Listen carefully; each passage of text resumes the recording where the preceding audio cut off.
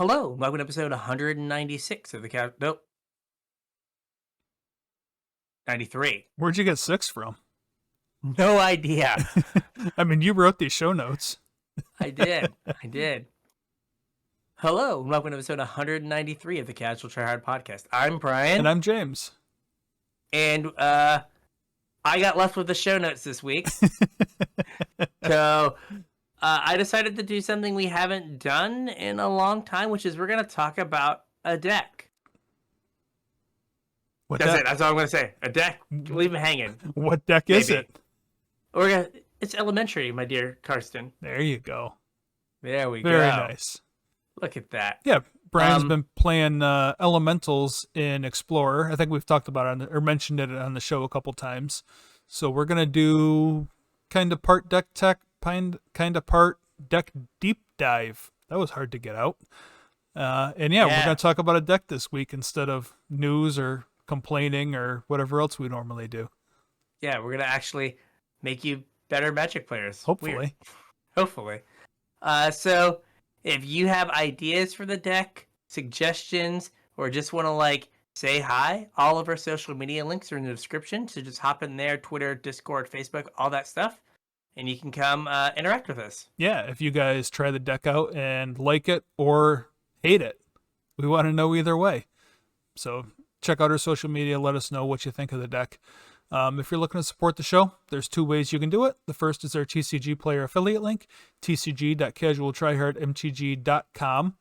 Follow that link, and whatever you purchase from TCG Player, we'll get a percentage of to help keep the show going. Although my latest experience with TCG Player wasn't the best, so we'll see what happens going forward. They've been really good up until this time, but I made my order for Dominaria United this week and ended up with a whole bunch of messages saying cards were out of stock randomly. So, oh no, yeah, that was not ideal. If you're looking to support the show more directly, though, you can head over to patreon.com/CasualTryHardMTG. Patrons get access to our pre-show, which is kind of just more of us, talking, catching up, making sure all our equipment works, talking about stuff that doesn't quite make it to the show. We record that and ship it out to all of our patrons every week. Hope you guys enjoy it. I think they do.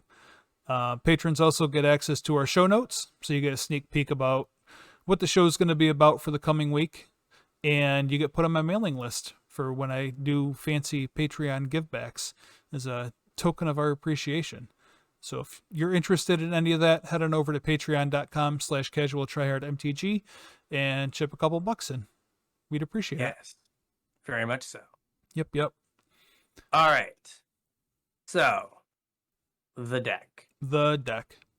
So, I know that we typically work in an audio medium, so we're going to go through the deck list. If you want to follow along, the link's in the description. I didn't even think. Did you want me to try and put this on the screen here?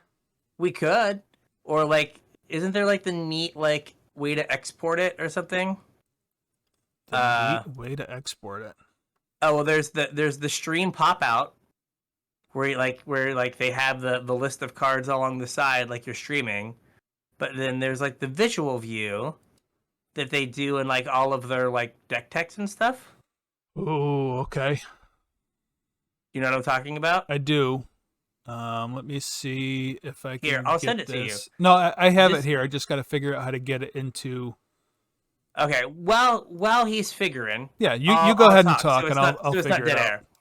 All right, so we are Dirty Companion players, and we are playing Kahira, the Orphan Guard. Now, I will point out that I am not the originator of this deck, simply the perfecter. So I dig it. So some of the numbers are from the original deck builder a month ago, but a lot of things have changed. But there are 2 versions of this deck. There's the Kahira deck, and then there is the Yorion deck.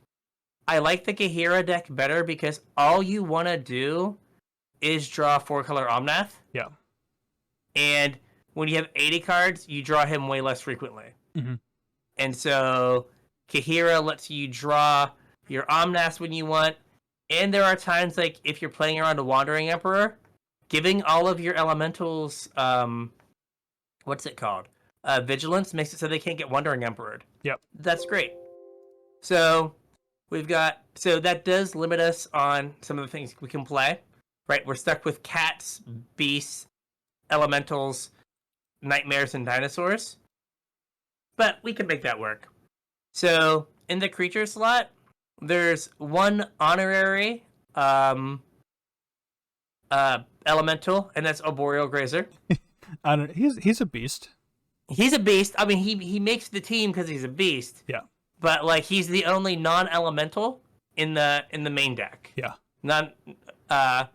Then you have the cards that no one can beat, which is Risen Reef, 4 of, 4-color Omnath, Locus of Creation as a 4 of in that wall of text, and then Locus of the Royal, Omnath Locus of the Royal, the 1 blue green red one from M20, that is a 3 of. So this is like the core. You never cut the elementals. Just always jam the elementals. They're your friends. You have a main deck sweeper in Chandra Awakened Inferno. The neg 3 on Chandra doesn't hit your elementals, so you can sweep your opponent's board and keep your Risen Reef. Amen. More ramping. So we have Growth Spiral. And then just the smallest amount of stack interaction with Jirari Disruption. The 4-spike flip land. Mm-hmm. And then the hammer against red-black, which is Escape to the Wilds. Just can't beat it. Ever. Fable the Mirror Breaker seems weird as a card in the deck, but I was playing without Fable, and every time my opponent resolved a Fable, I went, wow, that card's really good. Why am I not playing this? And I was like, I can just play this. And it's also secretly mana fixing. Right. And For the treasures, you, right? like, from the treasures, exactly. You get your goblin to attack, it fixes your mana. And you can use that treasure to cast like your 4-color Omnath, and then play your fetch land on turn 4 and get your two triggers nice. that way. When I was playing with it over the weekend, I didn't run into that, but that's a cute interaction. Yeah, so you can like you can get your land drop after you attack. So like if you need the 4 life, even if you don't have the fetch land, you can just like attack, get your treasure, play your Omnath, get your 4 life, and like try to stabilize that way. So that's nice.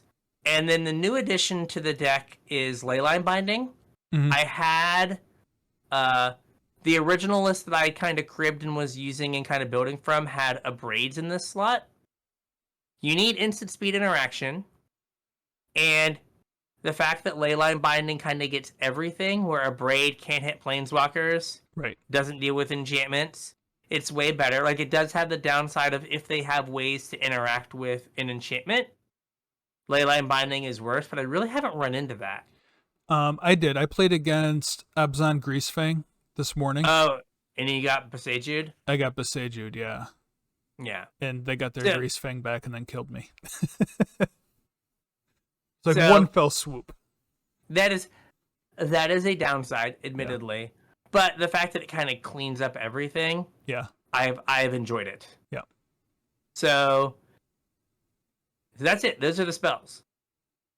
There's only 33 spells in the deck. Everything else is a land. Everything else is a land. So you've got a Besaju, 3 breeding pools, 4 fabled passages, a forest, 2 islands, 2 Jetmir's gardens, 2 Ketria triomes, 2 mountains of plains, 2 Ragran triomes, a sacred foundry, 2 Spyro's headquarters, a steam vents, 1 stomping ground, and 2 temple gardens. And a forest. And a forest. I missed the forest and the forest. Yep. Yeah. Okay.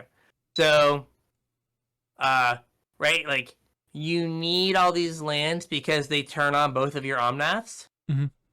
And, like, you just want to make sure you hit all your land drops and cast your spells. Yeah, like, this deck sees enough cards that it doesn't really matter if you flood out because you'll have enough gas to do whatever you want. I have kept numerous, like, 6 land, 1 spell hands, and just been like, awesome, great. Yep.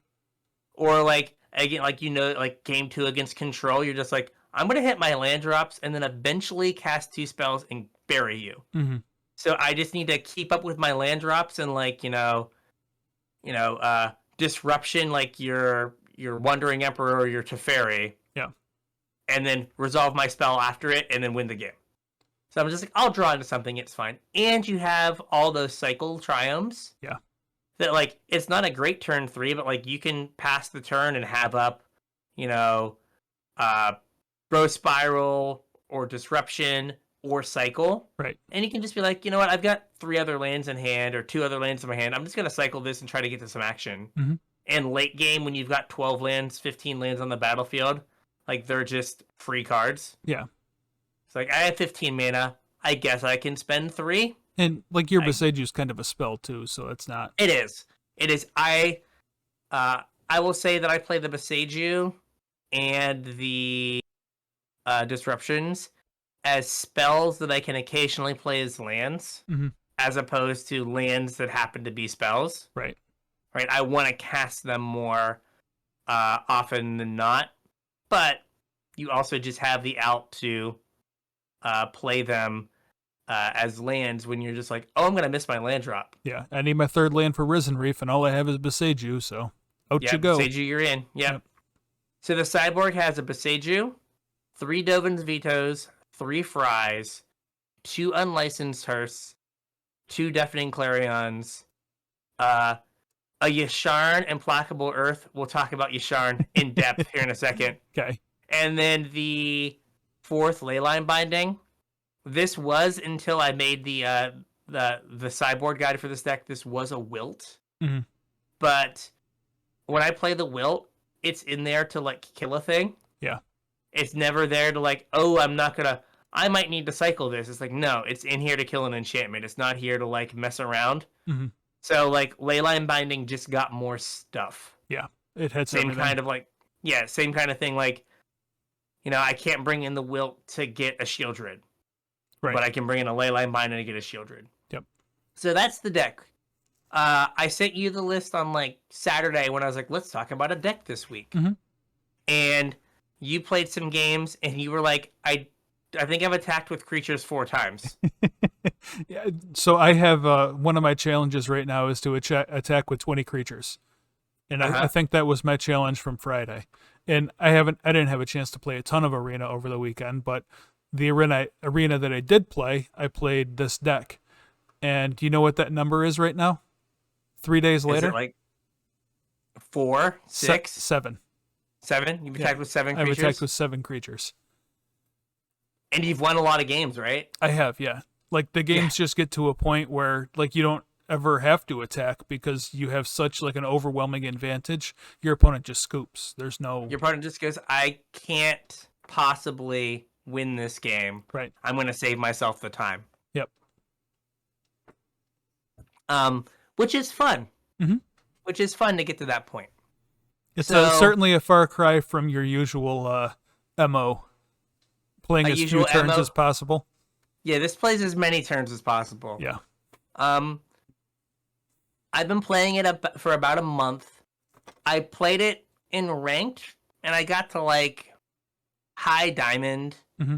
And then I've been playing it unranked because most of my arena now is either recording for draft videos or as I do something else. So every morning I ride an exercise bike for 12 to 24 minutes, depending on if it's a weekday or a weekend. Yeah. And I play arena while I'm on the bike. And I try to be good. My wife will say that I'm not good.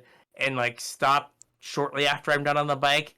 But if I'm like in the midst of a game, sometimes I like stay too long. But like I like the ability to just go like, you know what? No, it's 5 till 7. I've got to like turn this off and take a shower real quick. Yeah. Well, that kind of goes back to something we talked about a couple weeks ago, where like I found myself playing, Historic Brawl or something with absolutely no stakes, a lot of times with absolutely no intention of finishing a game. Yeah. Like I'll just boot a game up on my lunch break, and I got 10 minutes left on my lunch break. I know this game's not going to end, but it's something to do for 10 minutes. So I'll kill 10 minutes. Yeah. Yeah. hopefully don't get a attack with creatures challenge that you have to go through. Yeah. Yeah. So, like I said, the only two changes I made before presenting the deck to you guys from what I had played previously is that small stuff. I cut a Stomping Ground for a Sacred Foundry. If you're a patron, you'll have all the show notes and you can see a lot of this stuff in more detail. But the deck had 19 green sources, but only 13 white sources, and I keep creeping up in white cards. Yeah. So I wanted to have an extra white source. Mm-hmm. And 18 green sources is still a lot of green sources. Yeah. So I cut a green from the Stomping Ground to add a white in Sacred Foundry. Because, like, I feel like I want more white cards in the deck. So it's like I got to make the mana work a little bit better. And that same thing, like I said, I cut a Wilt and added a Leyline Binding. Mm-hmm. So I was like, I probably need an extra colored source. Like, the games you lose are, like, you'll have a handful of red cards, but, like, you had, like, a choice on turn one of, like, what land to fetch. And you were like, well, I'm going to fetch a green land so I can Growth Spiral on turn two. Yeah. And I'll draw a red source. And then, like, you've got 8 lands on the battlefield and none of them are red. Right. And you're just like, oh, well, that sucks. I haven't So I run was into just that too much. I thought the mana was pretty good. It is pretty good. But every so often you hit one where you're like, well, that sucked. You got the wrong Triome on turn 1 and it bit you on turn 6. Yeah. And also, like, Leyline Binding is effectively a 2-mana removal spell in this deck. Yeah. Like, it's almost always 2 mana. Every so often, it's 3. But you want to make sure you have access to the white. So, like, you know, you could go, like, Triome, like, you know, and then on turn 3, be able to have the white mana off of, like, a Fabled Passage or something. Mm-hmm. Or off that Sacred Foundry so that your Leyline Binding is turned on so you don't get run over by something dumb. Yeah. So what is this deck looking to do? Just outvalue people, right? Like you said, you see tons of cards. There are many games where, like, I will check my deck and it's like you have 5 or 6 cards left, and then it's like, oh man, I had to figure out how to win this game in like 2 turns because I'm going to draw 4 cards a turn. I have won games with Omnath, what is it, Locust of the Royal, dealing 8 to my opponent with 3 Risen Reef triggers on the stack and no cards in my deck. Let's stack those triggers appropriately. Well, you can't kill yourself off Risen Reefs. Oh, that's true. But if you play, but then I couldn't play any more lands. Like, I was locked out of lands. Yeah. Because then the Omnath would make you draw. Yeah. But you're gonna go through a huge portion of your deck. With, like, Leyline Binding and Arboreal Grazer as, like, kind of pseudo interaction. You have, like, interaction in the early game to, like, keep your opponent, like, your aggro opponents at bay. Yeah. Arboreal Grazer like, makes a great speed bump. Oh, yeah. And, like, I was playing other versions of this deck, and I found this list, the list I started from, and had Arboreal Grazer, and having played the Arboreal Grazer, that's what the deck, all the other versions of the deck I had played was missing. Yeah. Was that card that sometimes you just play it, and, like, mono red has to waste 2 turns trying to get through it. Yeah, I mean, it's nice too because it's an additional land drop for Omnath if you Omnath. Like, if you escape the wilds into Omnath and then, like, you have the 1 land in your hand, like, it's a way to get your extra land drop to get the mana off of them. Yeah. So, and then, like, if you get to your Omnath, you then just, like, gain 4 life, and then gain 4 life the next turn. Right. And then they can't beat you. Right. Or they have a really hard time. Like, then the game becomes about, like, them trying to kill your Omnath because they know they can't, like, leave it on the battlefield. Or you, like, look at your opponent and you're just, like, no blocks and take 6 and then gain 4 life and go, like, I can do this all day. Yeah. Like, every turn from now on out. Yeah, every turn from now on out, I'm going to gain 4 life, maybe make 4 extra mana. Can you keep up with this? Deal 6 again. Cool. I will now be at 14. Yeah. Oh, now I'm at 18. Okay, cool. So like you just have the ability to grind with everyone. Like the thing that makes the red-black decks good, right, is they grind and there's a bunch of like random 2-for-1s like Bone Crusher Giant. Yeah. And we can argue that oh gosh, Cemetery Trespasser. Yeah. Is that it? Graveyard Trespasser? Graveyard Trespasser. Whatever it is. Graveyard Trespasser. Right. It's a 2-for-1 if you try to remove it. Yeah. Right? Every card in this deck replaces itself. Mm-hmm. Right? Risen Reef replaces itself when it comes into play. Yep. 4-color Omnath replaces itself. I often play games to try to set up making sure that Locust of the Royal is a removal spell, and then I can play a land drop and draw a card. Yeah. It replaces itself. Fable the Mirror Breaker replaces itself. Growth Spiral, like everything. So like you'll have games where you'll just be like discarding the hand size and your opponent's empty-handed. Yep. And it's just like, I don't think you can win. Like, I don't care what you draw. Yeah, and like that's kind of what I meant about like the deck kind of ends with a concession, because you like a lot of times you're not winning with, random Risen Reef beats. It's you just develop a board state that like you may not have ever even attacked during that game, and your opponent, there's no way for your opponent to win. They just concede.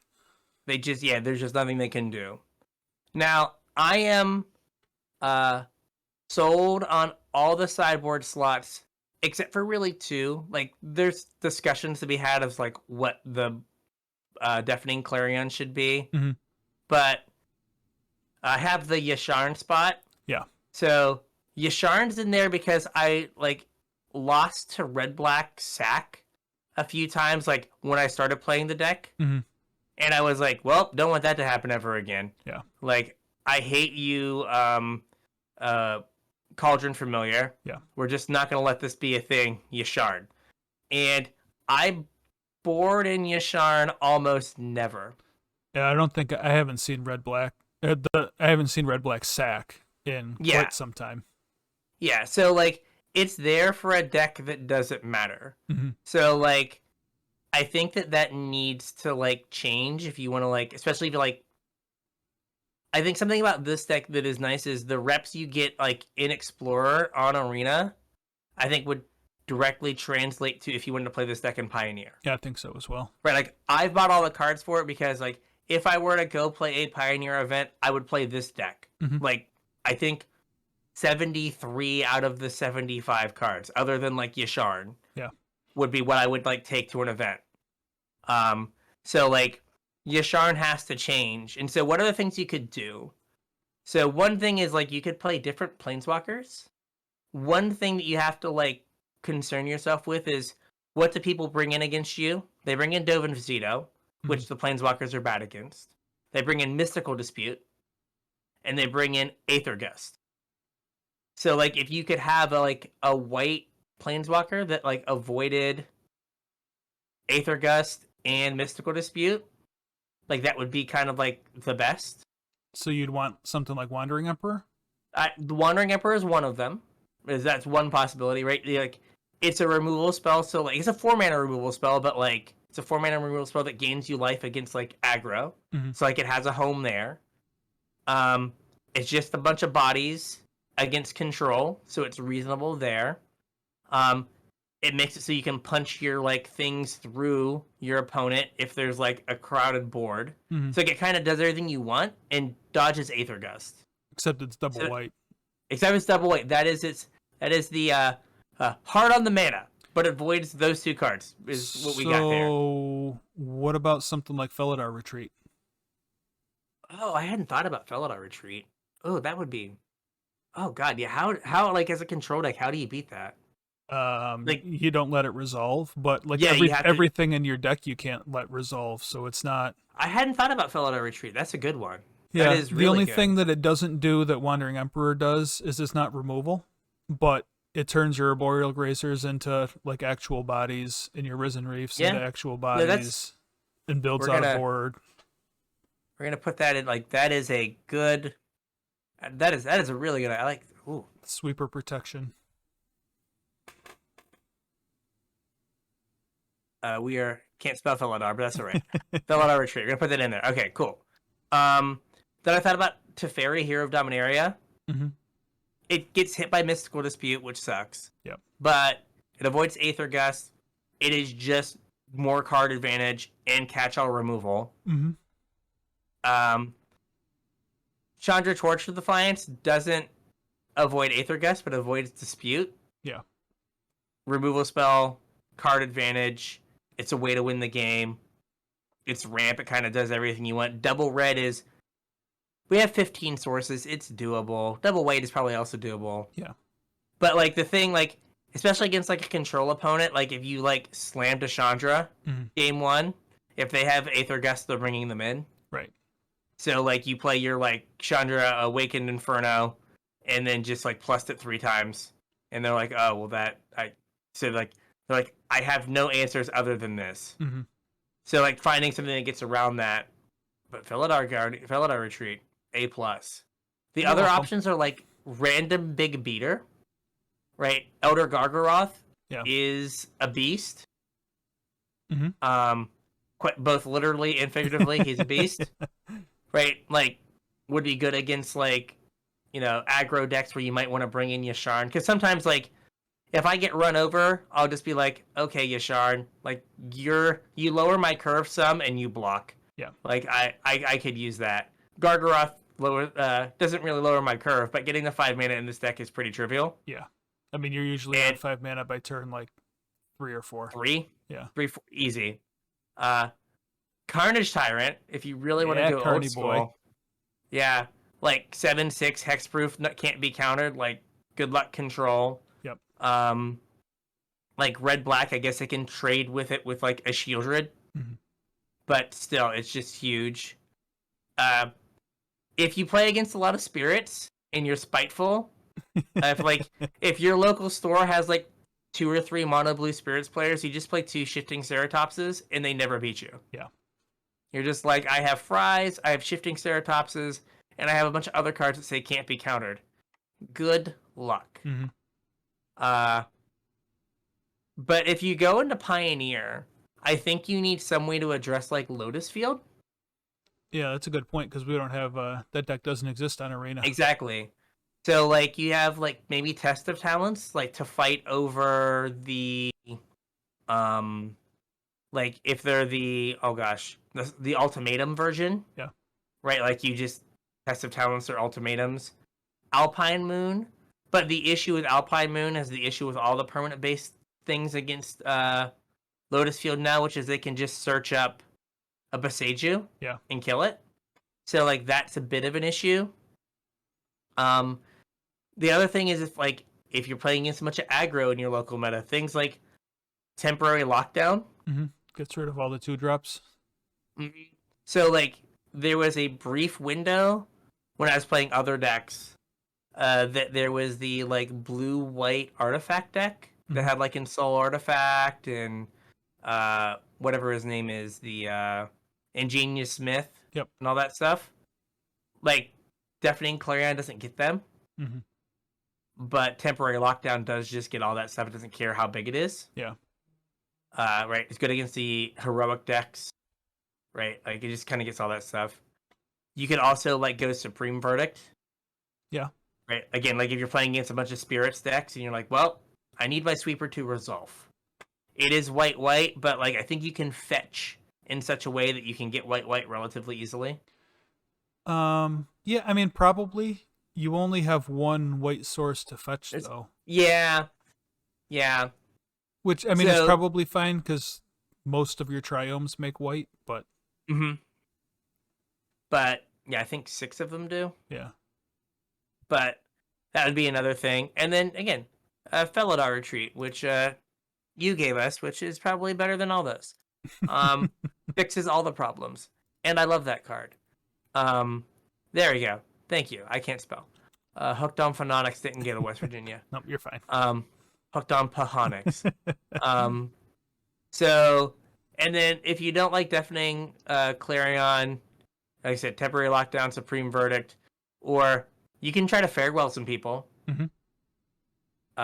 Yeah, the only thing I would say is, like, if you're bringing in not so much with like temporary lockdown, but if you're bringing in Supreme Verdict or Farewell, just be mindful that you're going to have to play around your own sweeper as well. You can't really commit Temporary, to the board to. yeah, temporary lockdown, like, lets you keep all of your stuff. Sounds like a goblin token. Right. So yeah, so I actually went through and thought about like all the match. I went through Goldfish and looked at all the Explorer matchups, and then I looked at the matchups in Pioneer that kind of don't overlap. Yeah. And made a bunch of like sideboarding guides. Now, I will say that this is the hardest I thought about sideboarding with this deck. It's usually like all vibes and feel. Mm-hmm. I know what I cut, but the numbers aren't always like exactly these stone. numbers. It's Yeah. close, yeah. It's like, how do I feel? Did I get run over? Maybe I'll keep an extra grazer in, kind of deal. Yeah. Or did I Which force really spike isn't something? like the appropriate way to sideboard, because your plan should be your plan regardless of what happened in the game, like statistically speaking. But I'm human. Right. I mean, But that tends to be the way close. that I sideboard as well, so it's not. Yeah. So red black is, I think, agreed upon to be like the best Explorer and Pioneer deck. Mm-hmm. Right? This matchup feels, I don't want to say very positive, but it's positive. Yeah. It feels pretty good. Anything that you resolve that like costs 4 or more mana, they can just never beat. So the games that you lose are, maybe you keep a weak hand that's maybe got a little bit of too much mana in it, and they have like Thoughtseize threat. Yeah. Like those games are hard. They don't play the card anymore because I actually have 2 different ways to board. But the Invoke Despair, the fact that they have a 5 mana 3-for-1, yeah, sometimes is a way for them to like catch up to all of your value. Yeah, I mean, basically it undoes an entire Escape the Wilds usually. Yeah. So that is like, those are the times like when they are able to like get down 2 or 3 threats and like kind of keep you off of, or they go like threat, and then like they discard your Escape the Wild. It's like the turn before you play it. Like those are the games that are tough. Yeah. But a lot of times, like, every card you play, like we said, is a 2-for-1, and they just can't keep up. Eventually, they run out of idiots. Right. So, so for sideboarding, I usually cut the grazers into disruptions, or sometimes I'll cut 3 grazers, 2 disruptions, or I'll cut 1 disruption and a fable. Kind of depends. The idea being that like you don't need to ramp against them, and grazer isn't really a card. Yeah. It's only a card like when they like have their aggro draws, but you can usually catch up. So you don't need to protect your life total that much. Right. So I bring in Unlicensed Terse because they usually play Croxa, and that is typically a problem card. So try to keep their graveyard clean. You can also use it to make it so they can't get cards out of your graveyard with Graveyard Trespasser. Yeah. The extra Leyline Binding, a lot of them are playing Shieldred now. So this is a clean answer to Shieldred. Yep. And also, like, if they somehow escape a Croxa on you, it's a way for you to answer a Croxa. And I bring in Deafening Clarions to help handle the aggro starts. Right? If they go Blood Tithe Harvester into Cemetery Trespasser, you just Deafening Clarion, get a 2-for-1, and now you're like stable and can kind of start to grind them out. Yeah. The card that scares me really is Despair, and usually I'd cut like an extra Fable and bring in 3 vetoes and a Leyline, and kind of maybe not bring in the Clarions, and just go like, you know what, I can beat all their idiots if I have to, but I can't beat getting 3-for-1. Well, typically the decks that run Despair aren't as aggro slanted either. Exactly. So. Right, and the vetoes are going to let you get lilies if like they have a turn 3 lily. Yeah. Or a Chandra, Torch of Defiance. Like, it has other utilities, but like if you kind of get like hit with a despair, or you think they might have despair, you can like bring in veto. But most lists don't. Mm-hmm. But that is just like, those are the games that I would lose consistently. It's like they would resolve a despair, and I'd be like, oh, I guess I can't win now. Yeah. So it's like, just don't let that happen. You don't have to. And like if you're in game 3 and you haven't seen a Croxa, maybe for some reason they're not playing it, or they play like 1, and maybe you can like hedge on like, I don't need this hearse. Yeah. I can be up with a little bit more action, maybe up a Fable, up a disruption or something. I've played mono black once. It kind of felt like a joke. One, I saw it on the MTG Goldfish like list of decks, and I was like, they had it listed as like Abzan midrange. And then I looked at the deck that they had featured, and it said mono black, and I was looking for the green or the white cards, and they just weren't there. Basically, it's like black red without the good red cards. They're like leaning really heavily on Shieldred and like Underworld Dreams to just like punish you for drawing cards. Yeah. I think the list on Goldfish had to peer into the abyss. Ooh. So they can peer you to kill you. Which, like, yes, please try to resolve a 7-mana spell against my deck with Force Spike. Yeah. This is one that like I was sitting there and I just instinctively cut Grazer, one Disruption. Like, just trimmed and brought in a binding for a Shieldred and Besage You to try to get Underworld Dreams. Because, like, if you have a 4-mana Omnath out, like, Shieldred doesn't really matter. Like, you're going to gain 4 life each turn. Right. But also you can, it could, like, it has killed me in the past, that card. So it's like, I should bring in a binding to respect it. But, like, it's whatever. You're going to, like, I had the opponent today, won game 2 with, like, I, like, binding 2 Underworld Dreams, and then they played a Shieldred. And I was like, I probably shouldn't have binding and all that stuff. And then they couldn't attack with the Shieldred because I made stuff too big. Yeah. But eventually they got me. And then game 3, they cast 2 go blanks, and they lost when I discarded the hand size. Awkward. When I had 9 hate cards in my hand at like the end of like the following turn. And again, if you see despair, probably like veto again. It like cut some things.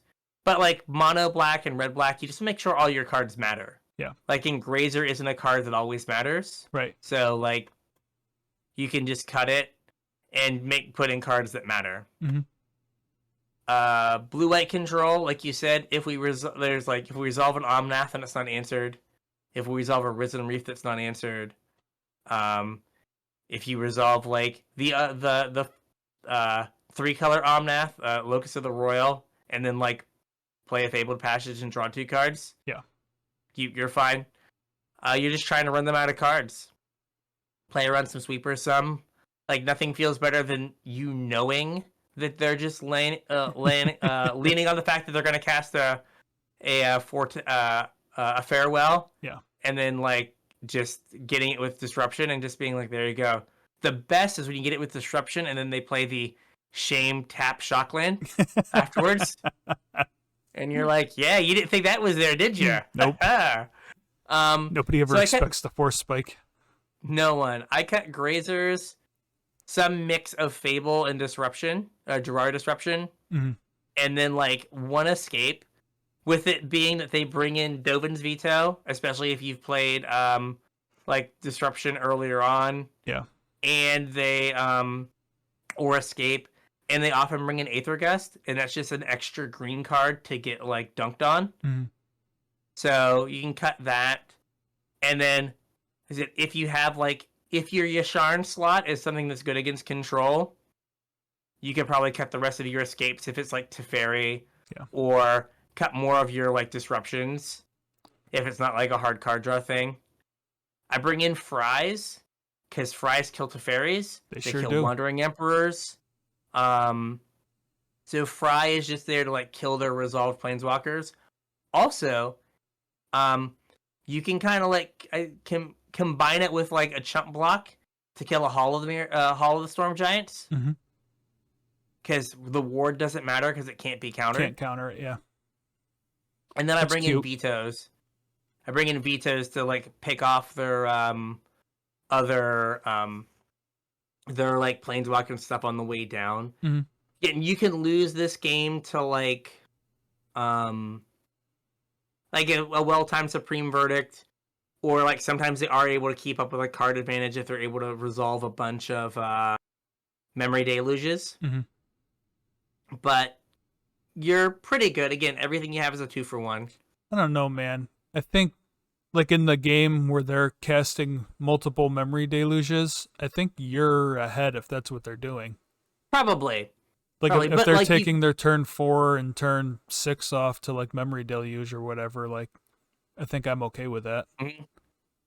Now, I guess it also depends. Like, there's the like weird arena version of Blue White that is like all the like end your turn Lotus Field things. Mm-hmm. That can get out of hand and bury you. That gets too big for you, oftentimes. But yeah, this has been another matchup that has felt good. Yeah, I think that, it would feel like, even better with some Felidar retreats too. Yes. Whew. Yep. And like, red black with Felidar retreats. Oh my god. So I know what I'm ordering. I gotta check to see if I have some, but if I don't,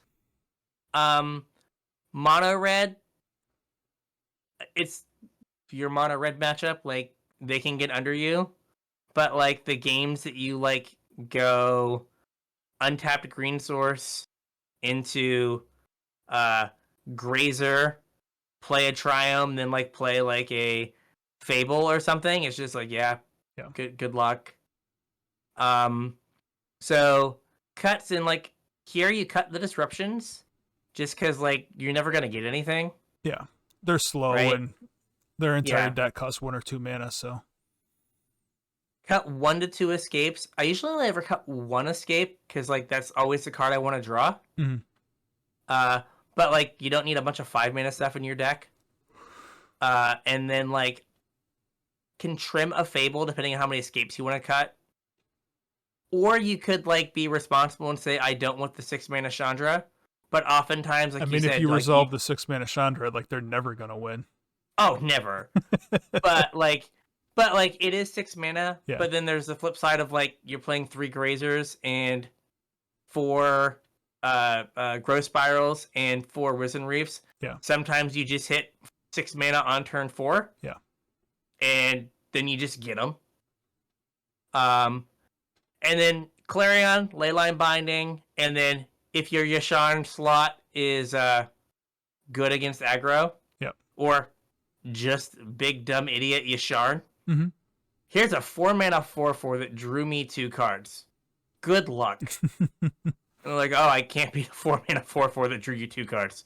I'm sorry. That's not. Is it aggro, which I've not played against? It's like, it's basically wizard aggro. I haven't. It's wizard aggro.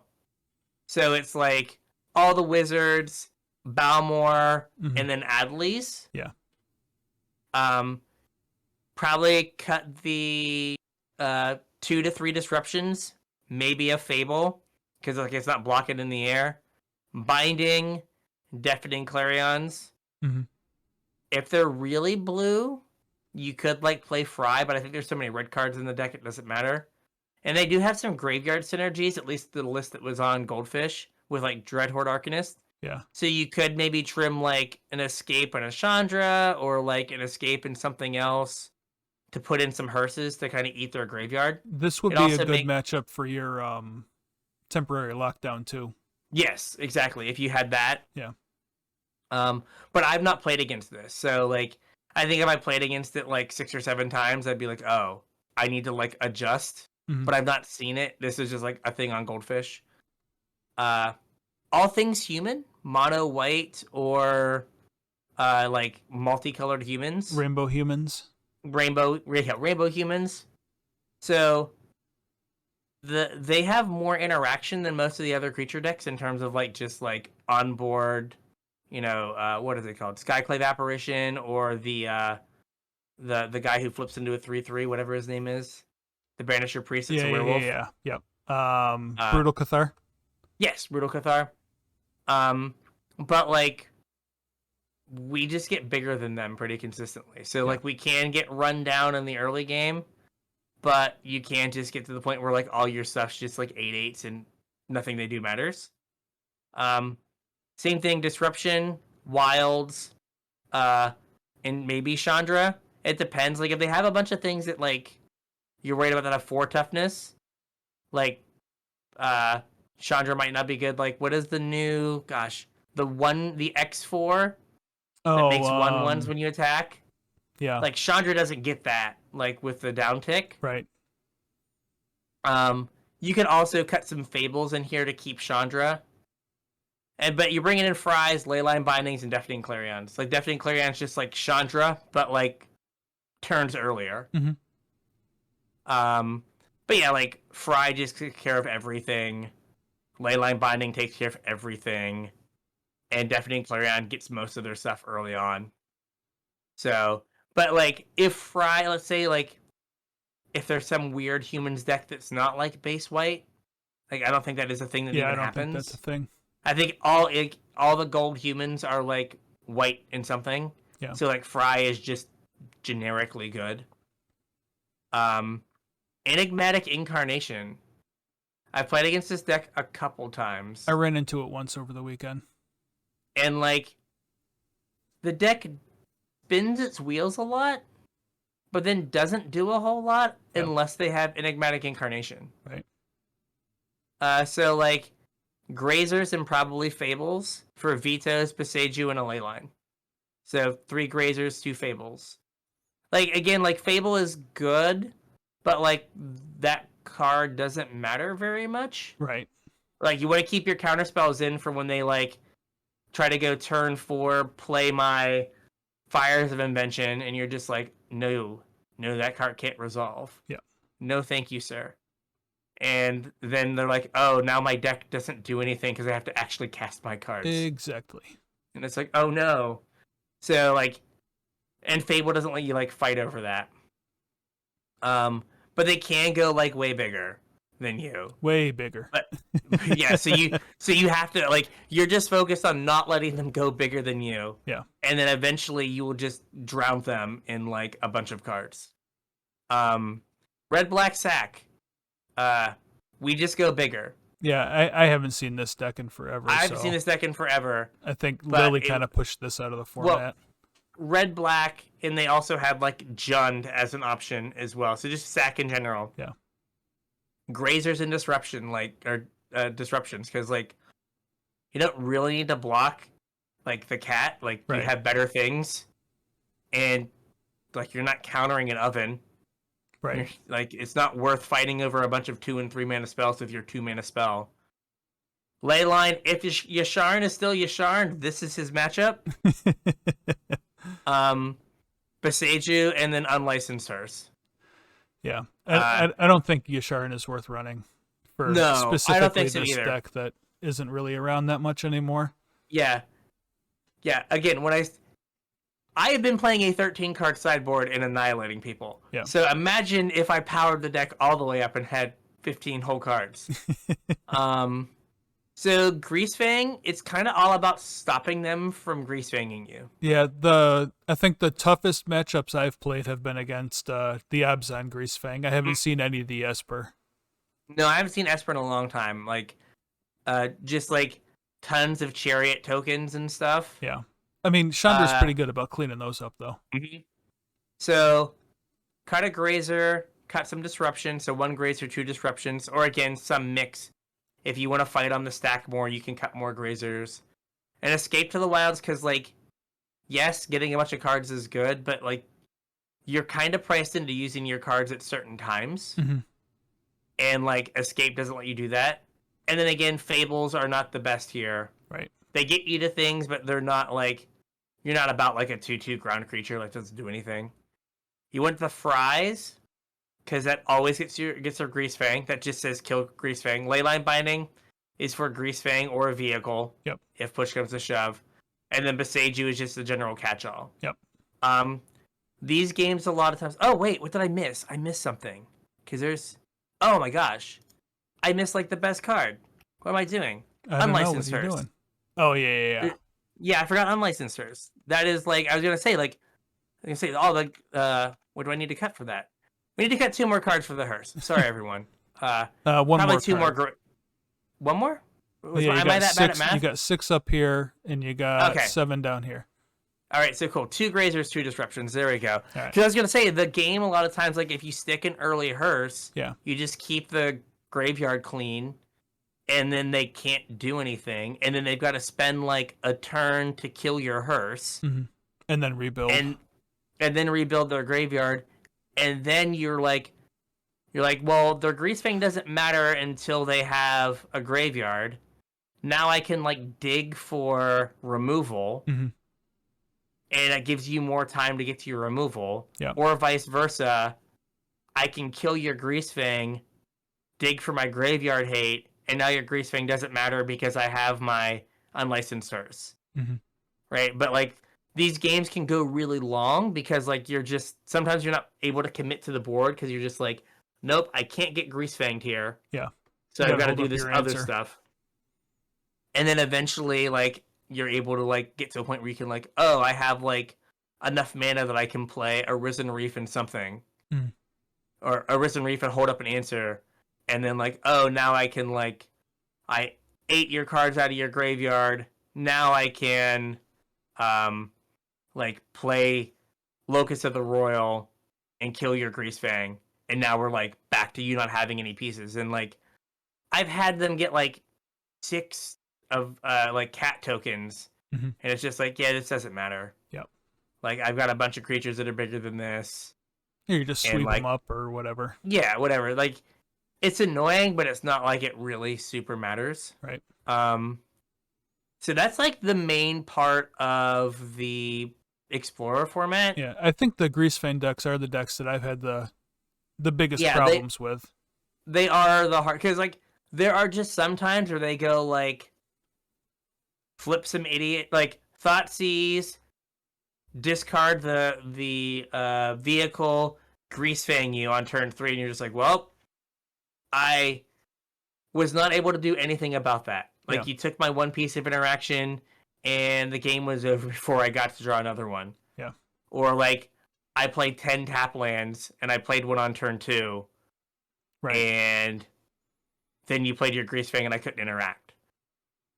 But that's Magic sometimes. But, yeah, they are difficult, because, like, you know, with Chariot, they can just, like, cast it and get a bunch of value.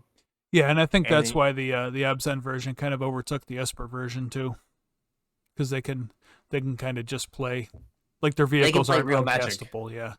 Yeah, they can play real Magic. And like I said, the Pioneer decks, Lotus Field is like the one. There's 2 that we don't have like analogs for. There's Lotus Field, which like your Gracers don't matter at all. So like. Also bring in vetoes. Right, so Grazer for vetoes, so you can fight on the stack. If you've cut Yasharns for things that you've decided to play against field, you bring them in. Probably for Fables, or like an Escape the Wild or something, just so you're like, ooh, I tapped out and drew 5 cards. Like, cool, I killed you. Right. Like, oh, neat. Those 5 cards didn't matter. Or you could like, you can fight some of the combo with Beseiju. Like you can't kill a Lotus Field with a Beseiju, obviously. But, right, like if they go to copy their Lotus Field with a Thespian Stage, right, like you can blow up the Thespian Stage when they activate it. So that at least like makes them spend mana and then not get a Lotus Field. Right. But like probably cutting Fables or, you know, like maybe a Chandra, because Chandra's not doing a whole lot other than being like a slow clock. Yeah. for those. Mono green, this is the one that I think would be the hardest because, like, on one hand, mono green is play big idiots ahead of curve, but then it also just like backdoors into like combo kill you, and the combo is super hard to interact with. So I think you kind of have to say like we'll beat the creatures just because we have better creatures. Right. And so, like, you cut Chandras and Grazers and focus on trying to beat the combo. Makes sense. Because, like, Chandra's not killing any of their creatures. Right. Some of them are elementals. Most of them have a 4-butt. And, like, they don't need Paradise Druids. Yeah. On turn 5. Nope. Like, they've already done their job. So, my thought is, you've got to fight over the planeswalkers. So like you want to veto the planeswalkers that they go to get, or like the Karn and the Kiora, right? Because those are the planeswalkers that actually kill you with the combo. Yeah. I guess you could technically counter the weird artifact spell. Okay. Do you know what I'm talking the is it the Cauldron? Is it Pestilence Cauldron? I'm not super familiar with this deck, so I'll look it up real quick here. The there's a double-faced artifact from Strixhaven. On the front side, it like is an artifact that you activate for like black, and it deals damage, or you mill equal to the amount of life you've gained this turn. Okay. Pestilent Cauldron. Yes, and then the backside is like return 2 cards from your graveyard, both players gain 3 life. Yeah. And then you exile it. So the fact that you exile it lets you get it with Karn again. Okay. So you go Karn Kiora, and you have a Karn and a Kiora in your graveyard. You get them both back. You then use your Kiora to untap a Nykthos. Make all of the mana again. And then you like play a Karn and a Kiora again, and then that lets you get the Pestilence Cauldron from exile with the Karn to do it again, and you make infinite mana. Everyone gains a bunch of life, and then you mill them with the Cauldron or whatever the Cauldron does. And they also play like the Chain Veil, so that you don't have to get as many loops because you get 2 activations of your Karn. So like veto to kill to like deal with the planeswalkers, and I guess you could like counter the like get cards from their graveyard spell, because then it wouldn't exile itself. Right, it'd be stuck in their graveyard. Besagio to blow up a Nykthos, and Leyline as like generically like interaction. Right, you could get a Karn, you could get a creature. Now they're probably like a 2 to 3 Besagio deck, so Leyline does have some sketchiness, but it at least can buy you some time. This is such a weird deck. It is. It's like mono green aggro that just has this like weird, like, remember the mono green Planeswalker deck that like was a thing that was like Nissa Who Shakes the World and then like Karn? Like, it's just like kind of that deck, but they're like, oh, like I just put 1 card on my sideboard or 2, and I have a combo finish. It's so random. Very strange. Spirits. Spirits is why we have Fry in the sideboard. Because I got sick of losing to mono blue Spirits, and I always say that deck can never beat a removal spell. So let's play a removal spell that they can't counter. The problem is like we have to resolve spells, and their whole thing is they don't want us to resolve spells. Right. But if we resolve a spell, we probably win the game. Right? If you resolve 4-color Omnath, they really can't beat it unless like you're woefully behind when it happens. Right. If you beat a Chandra, as long as they don't have like 3 lords out, you just blow everything up. If you resolve an escape to the wilds, you've drawn a bunch of cards and probably can beat them. Mm-hmm. So it's just making sure you don't get run over.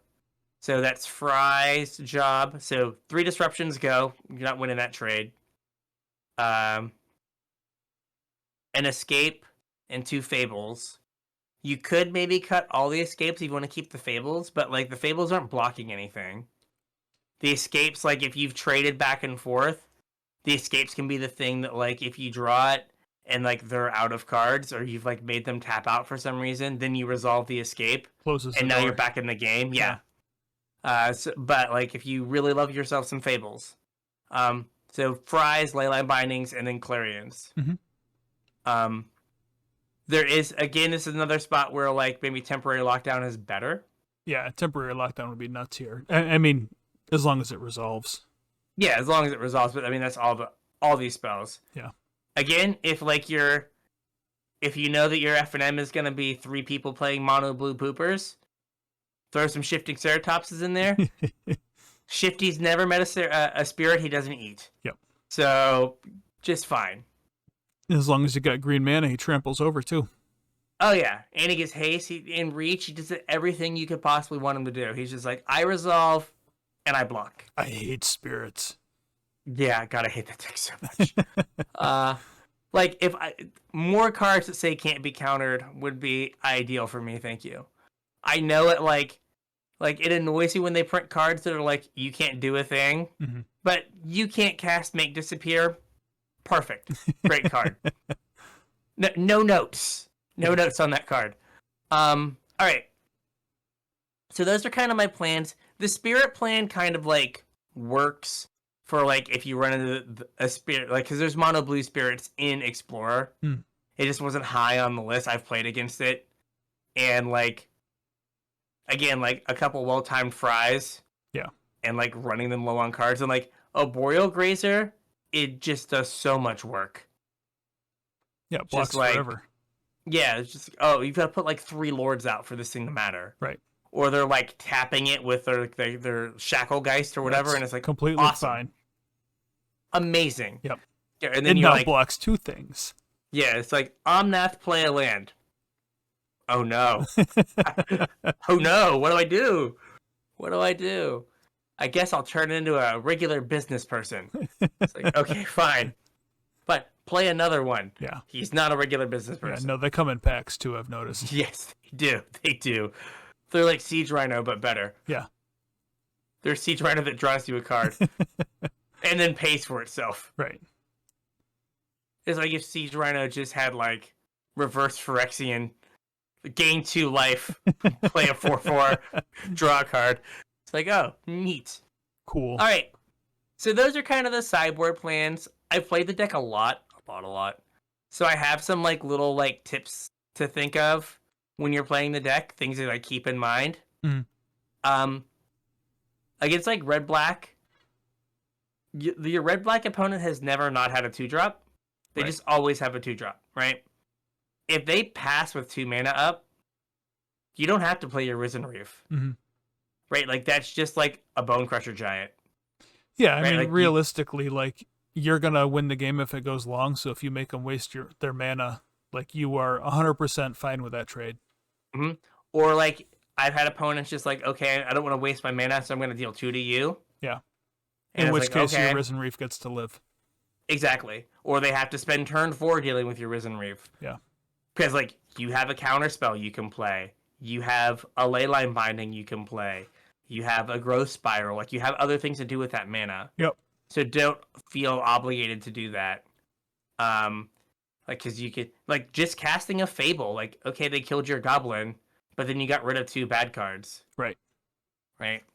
Have you copied a Risen Reef with the Reflections of Kiki Jiki? I have not. I don't think I've had a Fable like get to Kiki Jiki yet. Oh, it is glorious. Yeah, I would imagine so. So that is one of the flaws with Fable. Like, Fable's just busted, so you play it. But the only non-legendary cards in the deck, yeah, are Grazer and Risen Reef and a goblin token. Yeah. And you're not really copying your Grazer. No. But like I will try to set up turns where like I can like play, like let my Fable flip, try to get through a turn cycle so I can play Risen Reef, copy it, and then immediately copy it. Good times. Yeah. Good times. Just draw all the cards. So as we've kind of talked about, you all already know this, but just a reminder, Fabled Passage with 4-color Omnath is great. Yes. Right? Like your best possible like turn 5 is 4-color Omnath, Fabled Passage, crack it, get a basic, play Escape to the Wilds. Yes. Right? You've just got 9, you've just seen 6 new cards. Got to play 2 lands.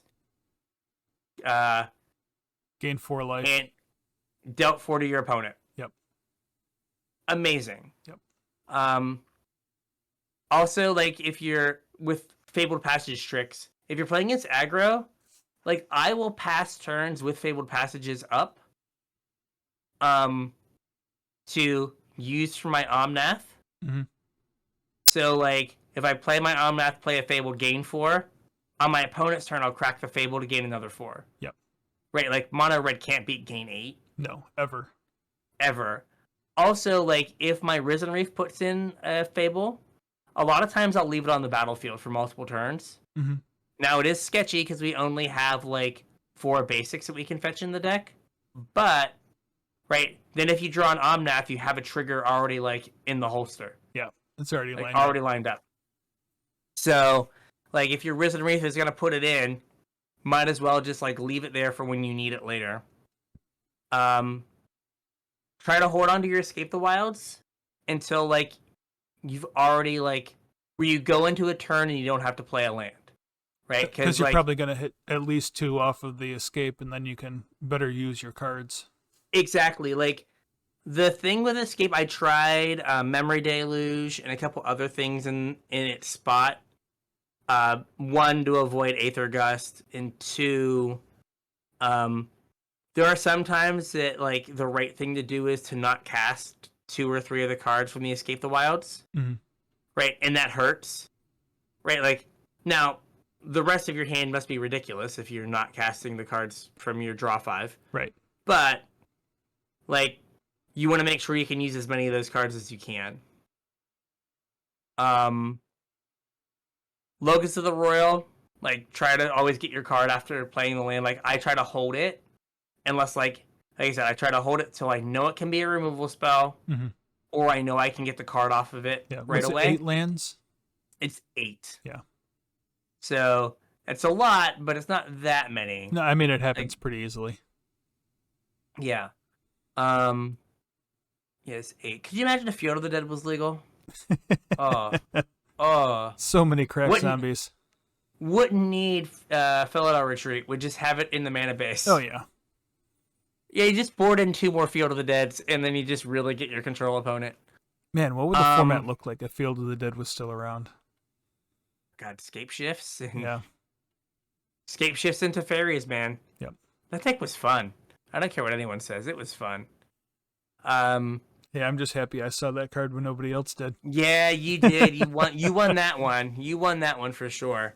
Once you get like 10 plus lands in play, like, stop putting your cycle lands in. Yeah, just turn them into other cards. Yeah. Now, the caveat is if you have an Omnath Locust of the Royal going, just put them into play. Because then you're just cycling them for free. Yeah. But if you don't, like, just get them to get gas. Like I said, Disruption is kind of a spell game 1. So draw a Disruption. I want to use it as a spell game 1. Only use it as a land to, like, get landfall triggers. And if I am, like, running low on lands, like we said, like if I look at my hand and I'm like, I have a Disruption and a Breeding Pool, and then like and it's like, okay, and like a Fabled Passage. So, like, I want to try to, like, make sure I can use my what's it called? My growth spiral on turn 2. Yeah. So I need to play this like tap land because you can't put disruption in off of growth spiral. It's not a land when it's in your hand. Exactly. Same with Arboreal Grazer. Yep. You can't put it in off of those. So just keep that in mind. You can't play it off of escape either. Oh, you can't? Mm-mm. Okay. I don't think so. I thought you could, but I might be wrong. I thought I tried to and it wouldn't let me. I might have. See, it's hard to keep track of your land drops too. Maybe maybe I had already played a land. Maybe you're trying to play your 3rd or 4th land that turn. But I try to like play it as a spell and try to like just get anything I can, because then your opponent, like we've all done it, plays scared the rest of the match. Oh yeah. So like you go down a couple disruptions in game 2 and you're still getting that disruption value of like they might play their Liliana a turn late because you held up 2 mana and then you growth spiraled. Right. You got to put the fear of mana tithe in them. Exactly. They do not know what's going to happen to them. They're just scared. You can deck yourself, so you're just like gleefully like drawing cards and playing lands. You're like, this is so much fun, and then you're like, oh, I've got 4 cards. Yeah. If I play another elemental, I lose the game. I have to win with what I have now. I already mentioned it, but Kahira is a good... Not Kahira, gosh. Kahira is a good way to play around Wandering Emperor. Mm-hmm. Like, if your blue-white opponent, like, you think they're holding up Wandering Emperor, you're just like, okay, play my Kahira, attack for 10.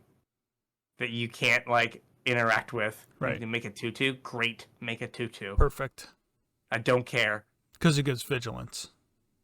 Yeah. Kahira gives your things vigilance, so then Wandering Emperor only can exile tapped creatures. Right. So, like, well, you gotta get rid of my goblin? That's fine. And then, yeah, those are all, like, some of the little things. I did win a game. I flipped 2 Fables. Mm-hmm. And on my opponent's end step, I made 10 copies. Whew. And they conceded. I was like, I'm going to untap and attack you for 20 with all these 2/2s. Nice. Like, it'd been a long, grindy game, and, like, those were the things I had left over, and it was like, oh, wait. Oh, another thing, and this is annoying. Shieldred is way better on Arena than he is in Paper. What's that? Or she is in Paper. Because if you don't have anything to do, if they, like, tap 4 mana and play Shieldred, I am yet to be able to hit the stop on my upkeep. Oh, because it just goes? It just goes. So I hit the stop on my upkeep, and, like, I've already drawn my card. Yeah.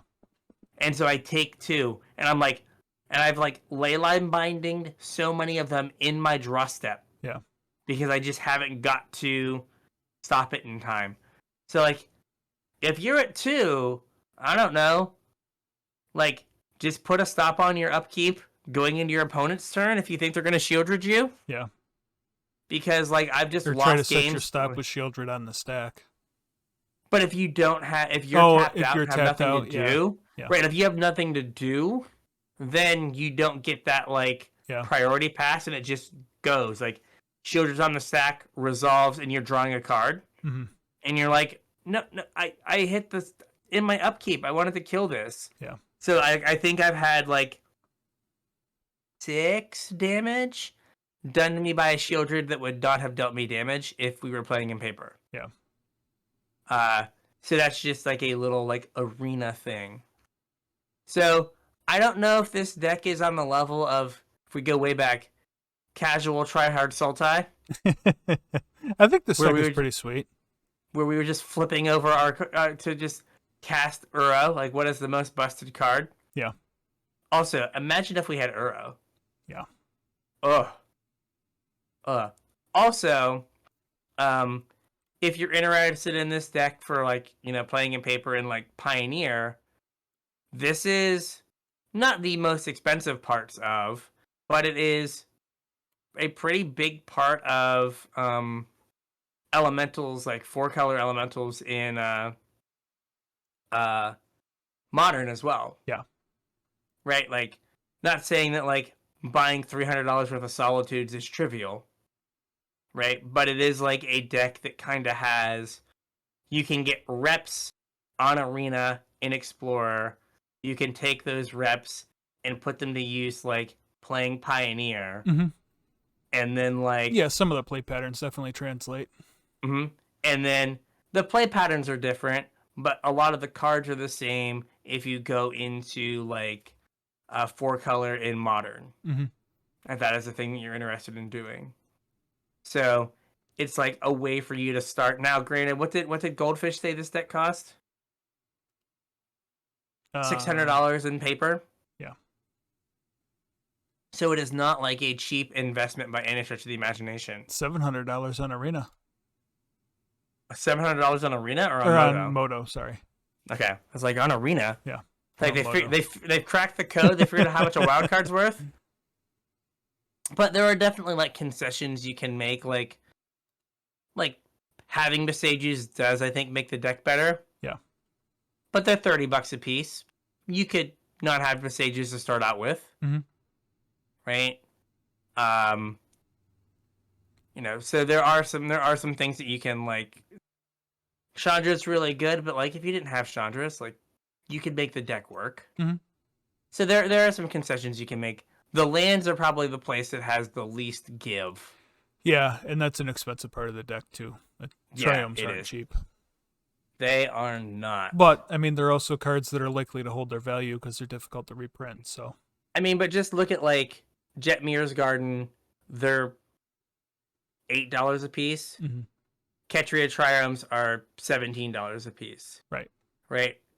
Ragan Triome is $12. So if you get a Jetmir's Garden and a Spara's Headquarters at $8, mm-hmm. right, they may creep up to these higher values. Yeah. So it's not like you're just getting them and they don't stand a chance to go up.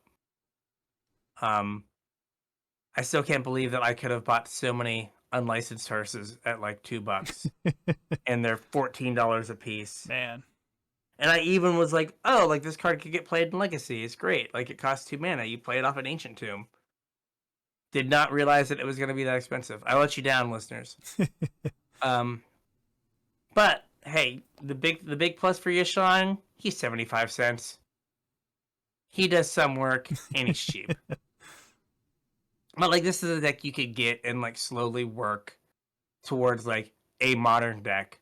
Now, the problem is, and we've talked about this before, like even now people are like, well, 4-color is not like the best deck in modern. Like I don't know if I'd play 4-color at a tournament. Like I still think it's a good deck, but like in 6 months or heck in 6 weeks, right? When they print like 3 busted artifacts in whatever Brothers War or whatever. I mean, we get to go to the Gates of Moria. Is that where Sauron lives? I don't know. It's where the Balrog lives. Okay. I don't know about this. You don't know Lord of the Rings? I know the Lord of the Rings some. Moria When you is say where Gates of... Gandalf fights the Balrog. Okay. But when you said we go to the Gates of Moria, I thought you were talking about in Brothers War, and I was super confused. Like that sounds like a Lord of the Rings thing. Yeah, it is a Lord of the Rings thing. Okay, I was like, whoa. But like that's 6 months, right? Straight to modern. modern. Yeah, that's right. That's right. Like, yeah, I wonder what elementals they might have. Giant tree people. Radagast. He's got to be an elemental.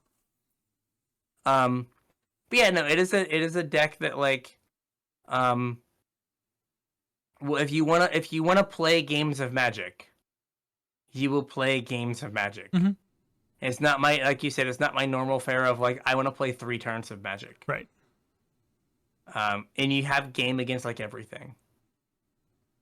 And I think it's a deck that rewards you for like getting reps with it. Mm-hmm. No, I've enjoyed playing it so far. Yay! I made a fun thing. So, got anything else? No, I think that's gonna do it. All right, this is a throwback show. Yeah, talking about a deck. We should have you talk about your favorite Brawl deck one week. I don't think I have one. I just kind of play it to pass the time. It's not like it's super enjoyable. Magic the Gathering. We just play it to pass the time. It's not like it's super enjoyable. Listen to our podcast. There we go. The more you know. The more you know. Yeah. The secret's out. The secret is out. So with that, I think we have a show. Yeah, we got a show. So if you can think of a card we totally missed that would be perfect in here, I don't know if you're going to beat Felidar Retreat, but hey. Hey, try to. You try to, please. Yeah. Preferably a dinosaur, a cat, a beast. Well, I mean, like that slot kind of needs to be something that's hard to interact with, so I don't know if it does. Like a creature's the right way to go, but yeah. But if you got something, let us know. All of our social media links are in the description. Yeah, if you guys want to let us know how you're making out with this deck, or if you need some pointers or whatever, get at us. If you're looking to support the show, there's two ways you can do it. The first is our TCG Player affiliate link, tcg.casualtryhardmtg.com. Follow that link to TCG Player. Anything you purchase, once you get there, we'll get a percentage of to help keep the show going. And if you want to support us a little bit more directly, you can go to patreon.com/CasualTryHardMTG, where patrons get a whole nother show of us every week. And they also get our show notes. Like Bryan alluded to, our patrons this week will have a whole lot of information about this deck in the show notes. So if that's something you're interested in, or you want to listen to our pre-show, or if you want to get put on my mailing list for when I say thank you to our patrons, chip a couple bucks in over at patreon.com/CasualTryHardMTG. Yep. So with that, we'll catch you on the internet. We'll catch you on the internets.